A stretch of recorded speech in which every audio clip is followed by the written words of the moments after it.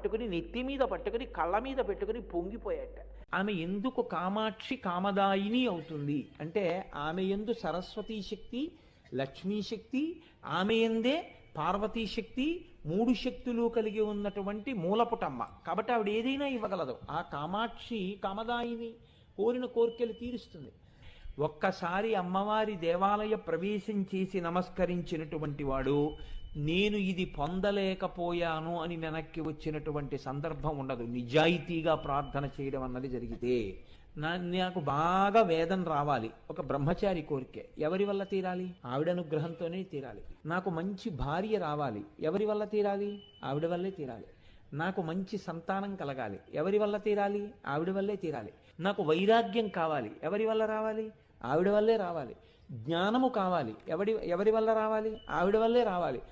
చిట్ట చివరికి మోక్షం కావాలి, ఎవరివ్వాలి? ఆవిడ.